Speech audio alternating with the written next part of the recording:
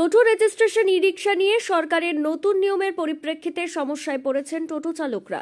আর সেই সমস্যার পরিপ্রেক্ষিতেই তারা 3 দিনের জন্য টোটো ধর্মঘট ডেকেছেন সিউড়িতে। সোমবার থেকে শুরু হওয়া ধর্মঘটের পরিপ্রেক্ষিতে সিউড়ি শহর এবং পার্শ্ববর্তী এলাকায় এখন টোটো চলাচল বন্ধ। আর এর পরিপ্রেক্ষিতেই রাস্তাঘাট আলাদা চেহারা নিয়েছে। তবে সমস্যায় পড়তে হচ্ছে বহু মানুষকেই।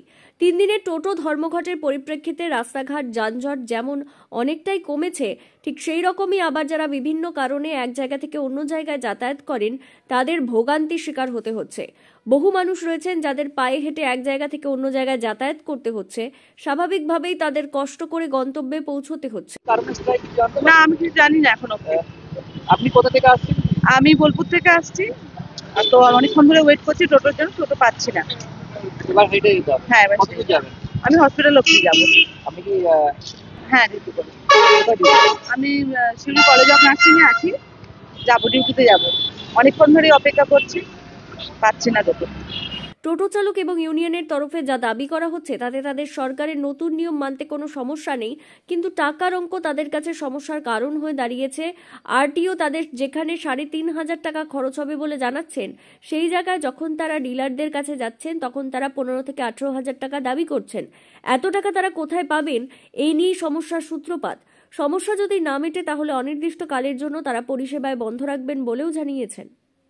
ব্যাপারটা হচ্ছে গিয়ে টোটোর যে ই-রিক্সা বা টোটো নিয়ে যে একটা সরকার থেকে যে একটা রেজিস্ট্রেশনের জন্য আমাদের বলেছে, আমরা সরকারের কথা মানতে রাজি আছি, কিন্তু যে টোটোগুলো আমাদের পৌরসভা থেকে যে নাম্বার হয়েছে কাগজপত্র জমা পড়েছে কিছু, আর তার পরিপ্রেক্ষিতে আমরা এই সময় যে আর সময় আমাদের নেই, 30 তারিখ পর্যন্ত লাস্ট ডেট আছে, এই মাসে 30 তারিখ পর্যন্ত লাস্ট ডেট আছে।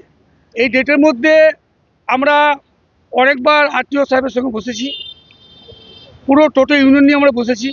আমাদেরকে এক রেট বলছে, মানে সরকার যে রেট একদম ঠিকঠাকই বলছে, কিন্তু যখনই আমরা বা আমাদের টোটো ভাইরা ডিস্ট্রিবিউটারে যাচ্ছে, যারা টোটো বিক্রি করছে, তারা কিন্তু অনেক বেশি রেট বলছে। কেউ 20,000, কেউ 18,000, যে যা পারছে বলছে।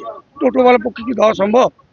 তো আমরা সরকারের কাছে চাইছি বা আমাদের সিউড়ি প্রশাসনের কাছে আমরা দাবি করছি যে একটা ক্যাম্প করুক, আর যে টোটো বা ই রিক্সাগুলো যে ডাব্লিউবি নাম্বার হবে সেগুলো নিজ পয়সা নিয়ে করুক।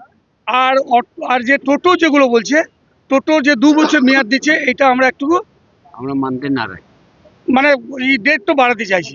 মানে 2 বছর বলছে, সেটা 5 বছর করলে আমাদের খুব ভালো হয়। এই দাবি নিয়ে আমাদের আন্দোলন চলছে।